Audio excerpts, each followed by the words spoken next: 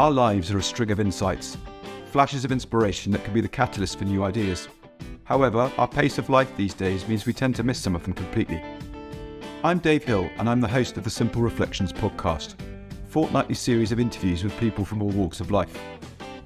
Our conversations are an invitation to reflect on some of the simple insights my guests have had that have gone on to have a profound impact on their lives.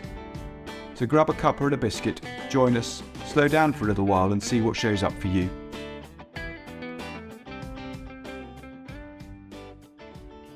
Welcome to the next episode of the Simple Reflections podcast. Today I'm joined by Aila Coats. Aila is a professional coach living in Northern California with her husband and 3 children and a large collection of animals to keep them all entertained.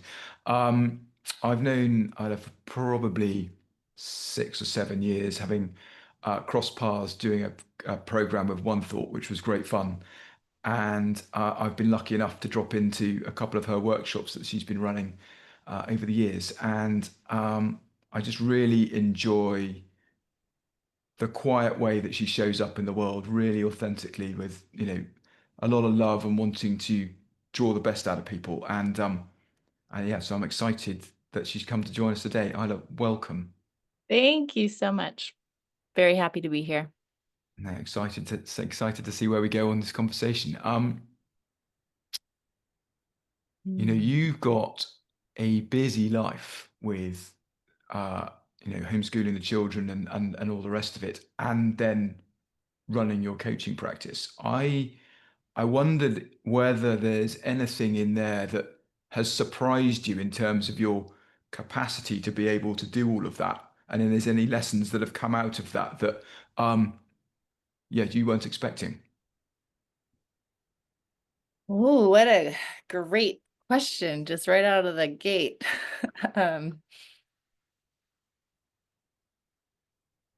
Well, it helps to know that time is an illusion. Let's see. Excuse me. No, let's see. There's so many things that come to mind. I think, well, actually going back to One Thought, we met there in a group with Aaron Turner. And I remember in a conversation I had with Aaron years ago, it was around just the truth that urgency and hurried nature, it's really a sign of I guess, to say it simply, it's me believing that my urgent thoughts are real, and believing that when I feel rushed, that that's actually guidance telling me the truth about life. And it just like planted this seed of like, whoa, what if I wasn't taking that seriously whenever that came in? That like there's somewhere to go and I got to do the thing, and the kids need feeding and the diapers are poopy, and I mean all the stuff. And what if that was just a whole big cluster F of a thought created reality causing all this emotion to move through? What if in those moments I could see it as it is, see it for what it is, this illusion, and let it pass? I don't know if I'm articulating this well, but I feel like doing that creates a very slowed down, like almost like a click into real time. Mm-hmm. If time is a thing, into the present moment, Mm-hmm. like a click into the present moment. I'm not perfect at this for sure, but it's definitely the North Star. And it feels like it creates space for everything that I want. Everything I want to do. But the one, when you said what has been surprising, or you said something like that, the thing that popped in was like, I was so slowed down in my life before I had kids. And it was a shocker to see how rushed I thought I needed to be in order to parent them well, Mm. in order to meet all the needs all the time, and run my business. My husband's a stay-at-home dad, and I love working. We made that choice. It's been wonderful. but I saw that has been surprising. Like, oh my God, my mind went into hyperdrive. And then getting to use, getting to just continuously choosing to keep waking up to what is thought created reality and what's now, like what is now. I don't know how to say that better. What is truth? That it's been like a upper, I don't know, like a education, a whole new course that I've been taking. Mhm. I don't know if I answered your question, Dave. Yeah, I think you did. Hmm. The the notion that we need to be different to be parents, Mm, and then again seeing the illusion of that. mm, I can certainly. Um, well, I was a parent before I came across the principles. It allowed me to slow down and see things differently, to the point that the girls see me differently, showing up differently now, and then calling me out at times when I wobble off course because yeah, none of us are perfect. Um, uh, and it's yeah, it's noticing the awareness to notice what's going on within me being the thing that's going to break me back out of that again, and that's built in by design. And thank you very much indeed for that. I love that. Yeah. You if I'm right in thinking, the vast majority of the people you work with are teens. Mhm. Um, and that I am assuming is one hugely rewarding and two like I was going to use an old army saying I'm not going to do it. Like trying to herd cats is a politer way of saying what I was about to say. Um, uh, but that must make it really fresh and exciting in the moment in terms of right. Well, let's just show up and see who's here today. Um, what is what's been the thing that's kept you most engaged working with that audience? I suppose. Mm.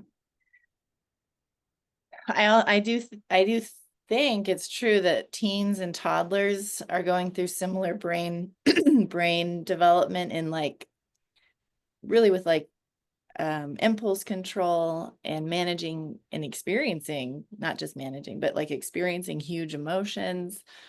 So it's fun to like live in it and then go to work and be in it there too. And actually, one of the things, well, to go to your question, I love seeing young people. This is why I work with teens, actually. I had this insight of like, I wanted, I started meditating when I was 12 and just like dove in deep to this spiritual landscape of life. And I was still a full-on teenager, sex, drugs, rock and roll, the whole thing, all the stuff. But I had this kind of inner compass that was developing. And I feel like it kept me, uh, I don't know, it buoyed me up throughout really tough stuff going on at that time, including my emotions. And I thought if I could help teenagers like as quickly as possible wake up to their own wisdom, to the innate health that's in them already, that they don't have to go find, they don't get it from somebody else. But if they can start tapping into the fact that they have guidance and wisdom, the fact that any huge emotion is just this temporary visitor that's gonna leave and they will feel better probably within 90 seconds if they're not and even feeling better in my mind, it's like I think there's a degree of comfort that can develop even in the midst of big huge scary emotions.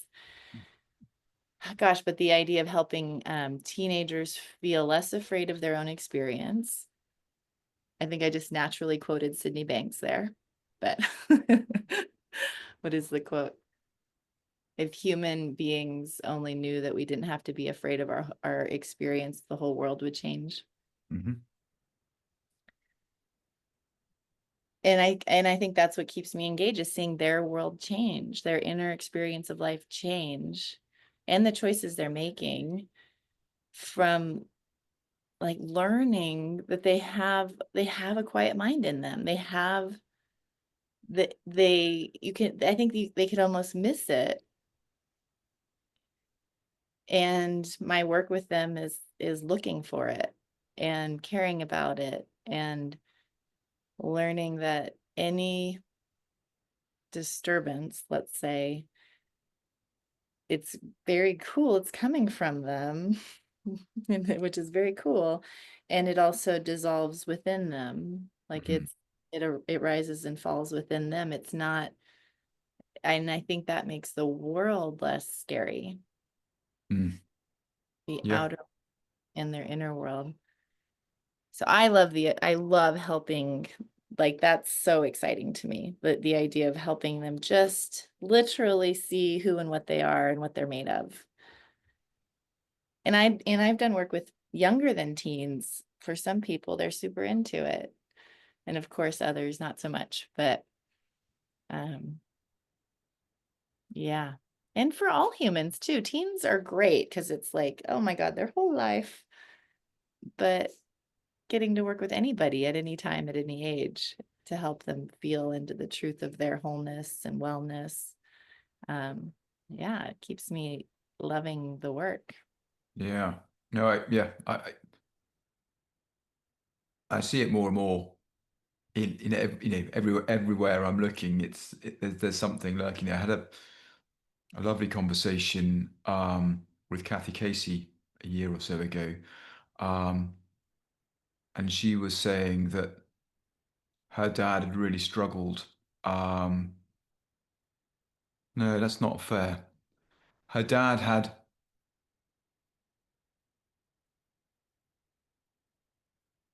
just got on with life after the Second World War and got through um, a busy home life, a busy work life by, you know, drinking and listening to opera music. You know, that sort of drowned out the noise.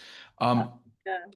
uh, and in his 80s, got curious about what Kathy was doing Wow. and said that that was the first time he'd felt peace um, since before the war.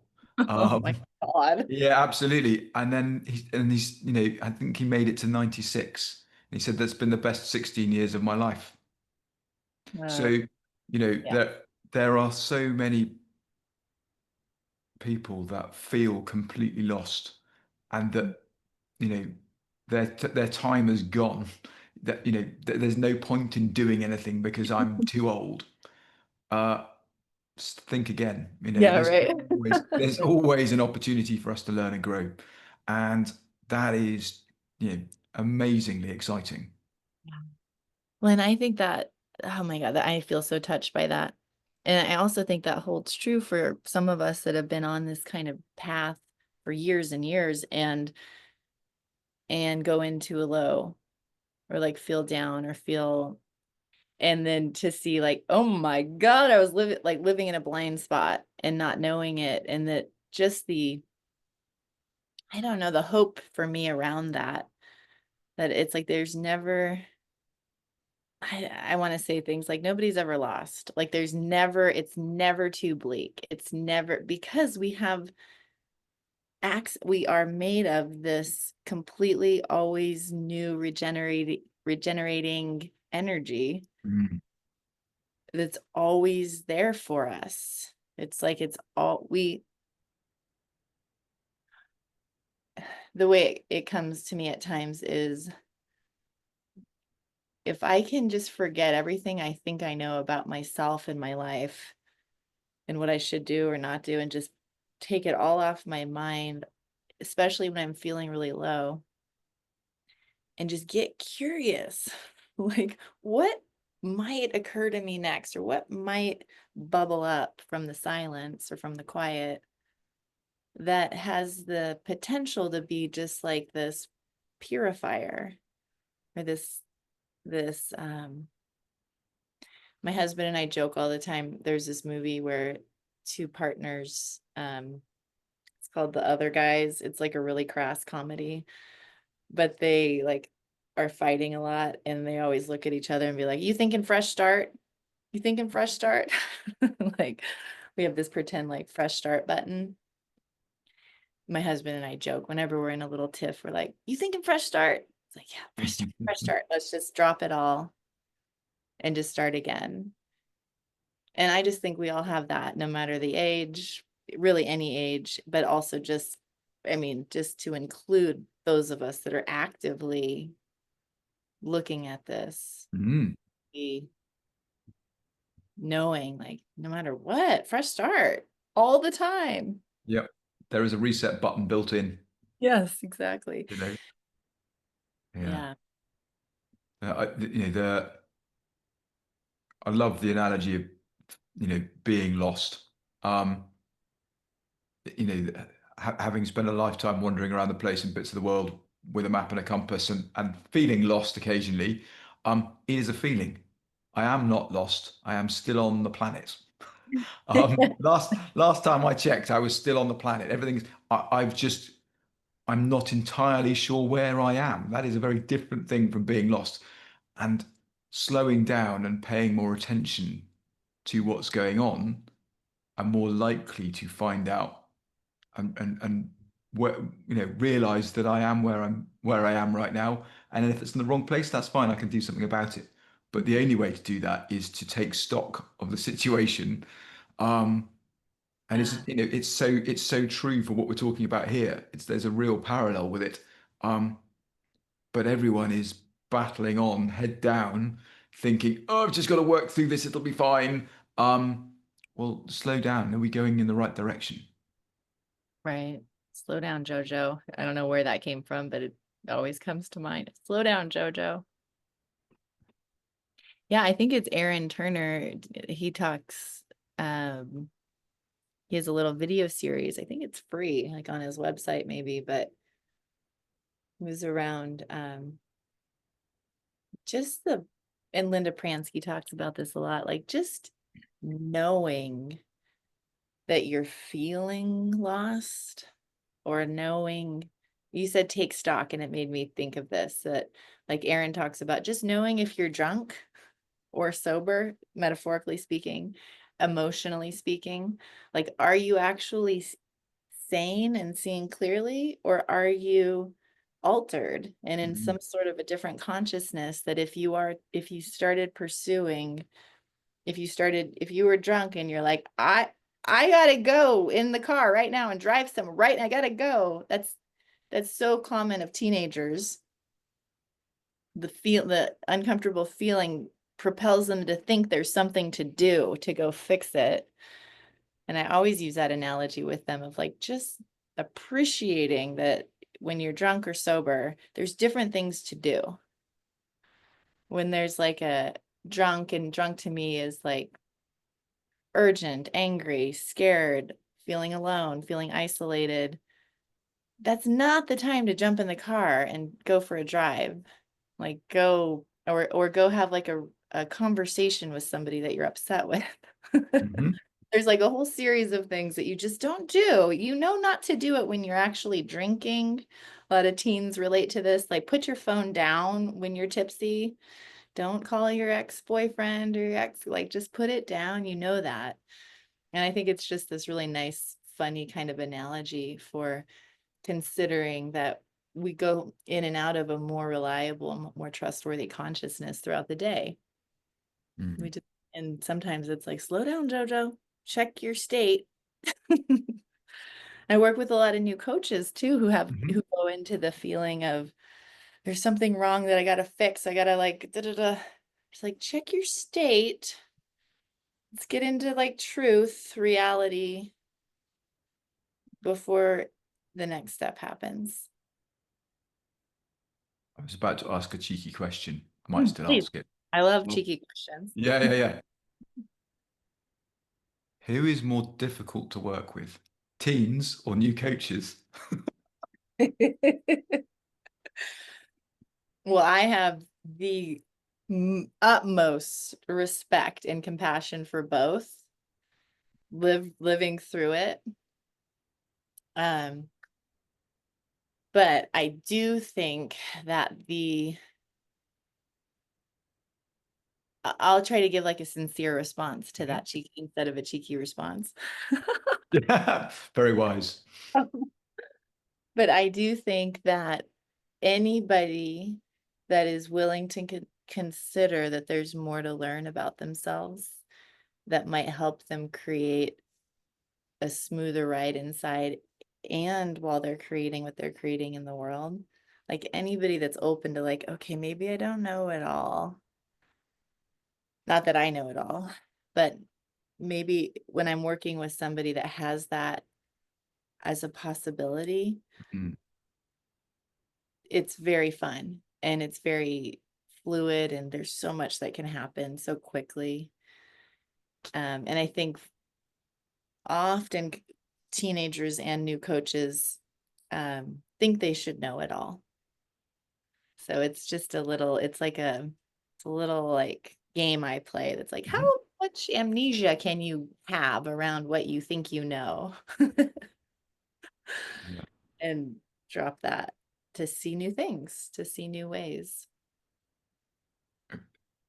A definitely a tongue-in-cheek question from me, but it reminds me of starting anything new. To start off, let's say it's a new recipe and you're following it by the book and you're going through it and it doesn't quite turn out how it looked in the picture. Well, you might try harder the next time, or you Yeah, might just get curious and just get playful with it to the point where it's the recipe is actually just a loose handrail. And the way you go from there, you go, well, yeah, roughly these things should work together and let's see what happens.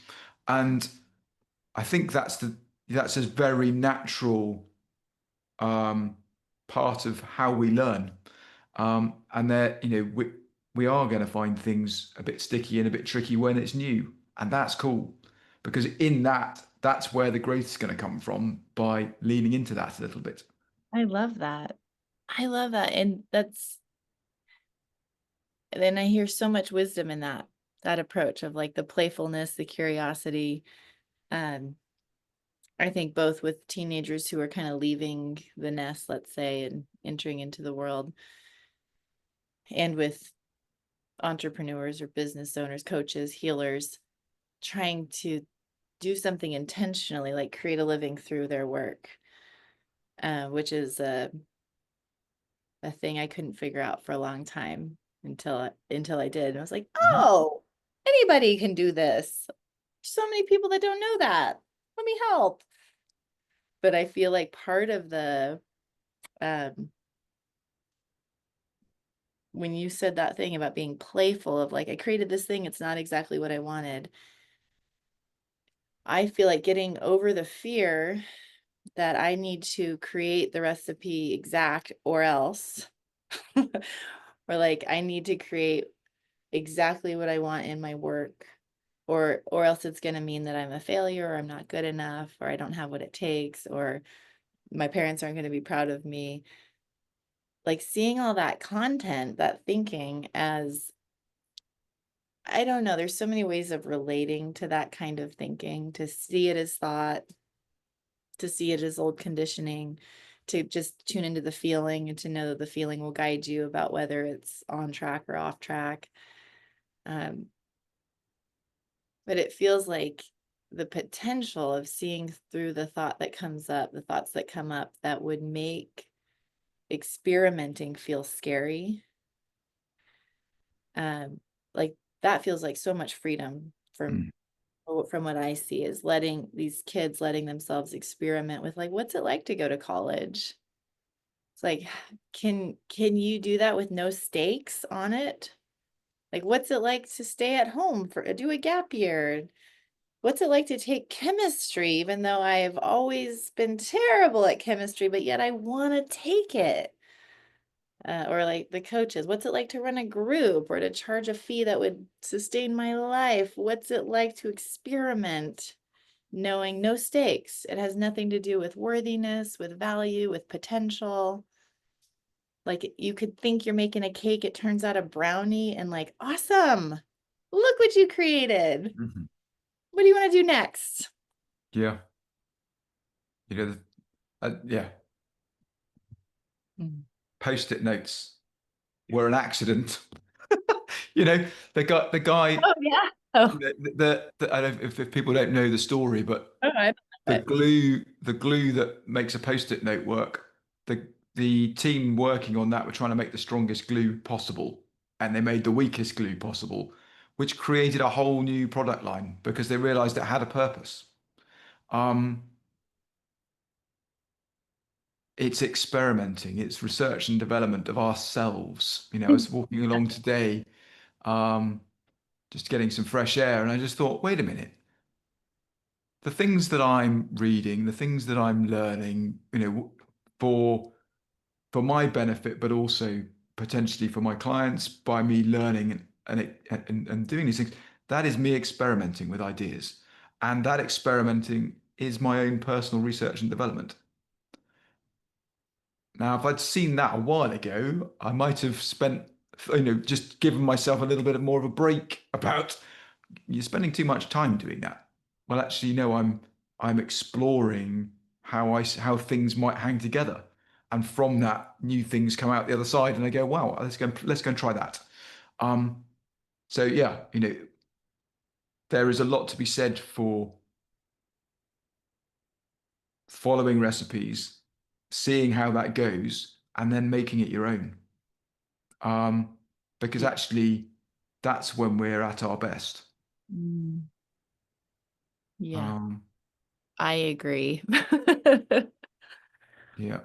I Um, agree. And and Dave, it's I sorry. just appreciate you. Sorry, I was just gonna, as you were sharing that, I'm like, oh man, I so appreciate that about you. Um, what I heard and what you shared was that like you valuing your own reflection.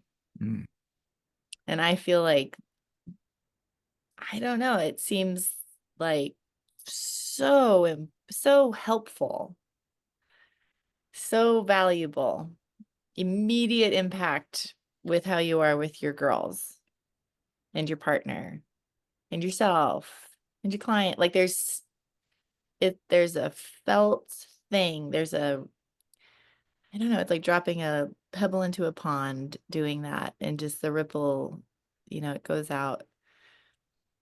And Steve Chandler, who I worked with for a long time as my coach, he's said many times that the most productive thing a person could potentially do for their life and their work and their relationships is just sit in the silence, and maybe with writing, or maybe just reflecting and going deeper into like just the quiet. And that the answers are there, like the mm, answers, but also just the feeling, that depth of feeling that we're all really looking for all the time, the depth of feeling, the fulfillment baked inside of us. It's the perfect recipe. It's the perfect. yeah. Thank you. Mm, Um, what's exciting is we can all give ourselves space to do that, to reflect and think and get curious about stuff, get playful, get messy with it, see what comes out. And it doesn't matter if it's if it's not quite how we imagined it, but actually what appears might be better than what we imagined. Um, and you know, every everything that's ever been created, this pen, well, this was the last prototype. So it's still a prototype. They might change it. They might change the design, um, because someone thinks of something subtly, that might enhance it. That's true for us. Our version of who we are right now is the best prototype that we have at the moment. And in the next moment, there might be a slightly better version. yeah, Brilliant. Bring it on. right. Gosh, circling this back to the kids comment you made or the question in the beginning, I love what you just said. It was so beautiful. And it was like, oh my God, yes, I am like such a different version than I was, 9 years ago, pre-kids. And one of the things that I feel like I noticed was I used to have this hierarchy of I must always feel loving. I must always feel kind. Like there's like this hierarchy of Mhm. experience. And then getting to like, and if I wasn't in like a loving, kind, grateful consciousness, I'd consider that there was a flaw that I needed to go fix. Okay. This is very real. I've been Mhm. on a very devout spiritual path for up until 9 years, and I still am, but the kids changed it for me where they have such intense, crazy, totally unreasonable emotions all the time. And there's never a time I look at them in the midst of one of those experiences where I say, you're broken and you need fixing. It would be insane. It's like insanity to even say that. And even my when I have a 8-year-old, a 5-year-old, a 2-year-old, when my 5-year-old was about 2, and so my eldest was 5 or 6, he Orion is my oldest son. He would look at Arrow, my 5-year-old. He'd look at Arrow and he'd be like, Mom, how are we going to help Arrow? Like when Arrow would have a big emotion, what are we going to do? And I would say to Orion, like, we're just going to love him. We're going to hold him. We do like these sidebar conversations while Arrow is having a big problem with somebody shut the front door when he wanted it open or he wanted to shut it. Lots of things with the doors and the refrigerator with Arrow when he was little. Orion would be like, what are we going to do to help Arrow? Be like, Orion, he's going to actually help himself. Like, we're going to try not to add guilt and shame and punishment and all this stuff, but just check in on him in like 1 minute and see where he's at. And it became this practice with Orion. So Orion had never witnessed Mhm. that process before. Like my husband and I have emotions, but we're, they're fairly like, I don't know, they're not big and scary for Mhm. Orion to witness. So it was his first time really being aware of like, oh my God, emotions and the sound, the sheer volume of Yeah, them. yeah. What are we gonna do? And then just this, I am so grateful for Arrow in that Orion got to see over and over again. You get really out of sorts and it looks scary and bad, but it's actually not at all. It's not even a sign that there's not health. In fact, it is health. It is what it looks like. And then Arrow would balance out. And I would always point it out, like, Arrow, Orion, look at Arrow. Look at him. He's playing with Legos again. He's giving dad kisses. And Orion would be like, wow, okay. And then over time now, like Arrow gets upset or my daughter Rosemary Ryan's just like, I could see him. He's just like, oh, no big deal. Kind of loud, but Yeah. for me, it just like flipped the whole thing of like my upgraded prototype currently has so much more tolerance, like safety, space for my whole human experience, not just my kids, but seeing the health and the perfection in my whole experience, not just the slice that I like and that I'm okay, but the whole thing. I think I'm way more interesting now. Because I literally say to my husband, like, I'm super pissed right now. I would never say that 10 years ago. That would have been like backslide into like an Mhm. ego-centered life. And now my husband's in this work as well and in these conversations and and he'll be like, great, do you need anything? We have no problem with this because it's going to pass in a minute or two or five or a day. But that's such a, I don't know what, like I got all the things on the salad instead of just like the three things I like. And it's That's cool. not as comfortable at times, but it feels better. It's like I want this. Mm, yeah, yeah. When we are prepared to embrace the whole of life, um, and know that there's some value in all of it, um, it tends to run more, our Yes. experience runs more smoothly because we're not Yeah. trying to avoid stuff.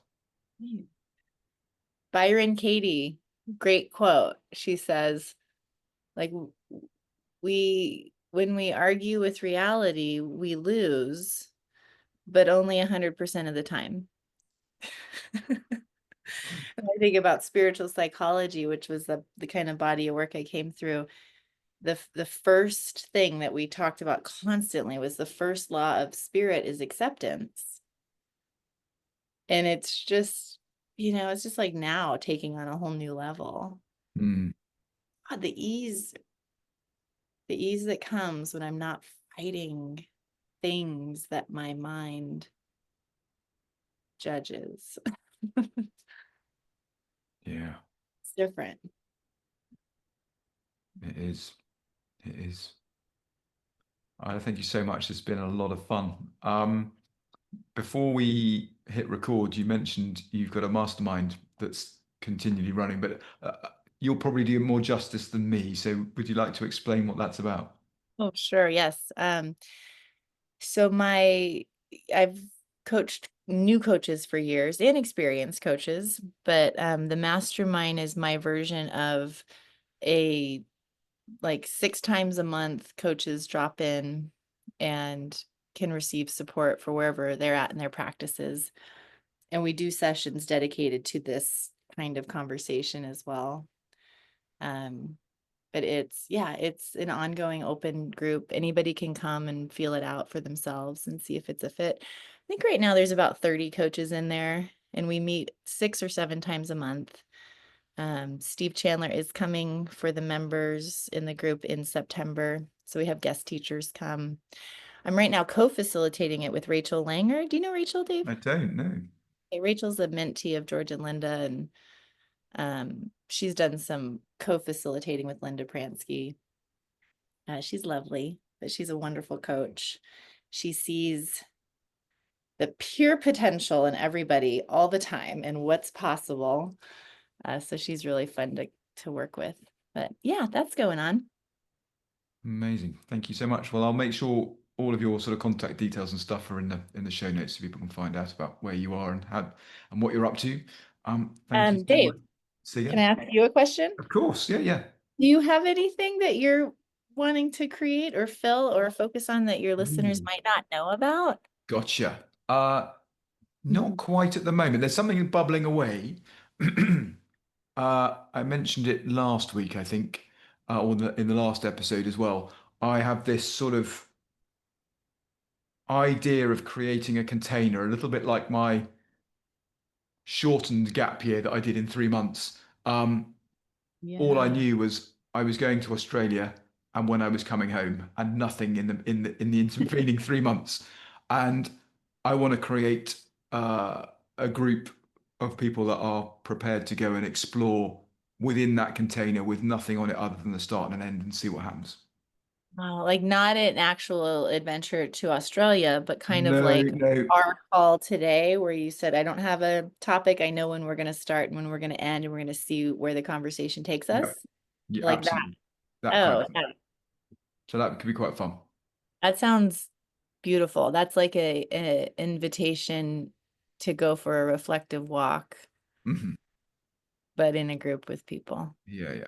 At the moment, in my mind, it's gonna be 8 weeks, 4 weeks on with a 2 week gap, and then 4 weeks. So people have even got their own bit of reflection time in the middle, and then come back and see where we go.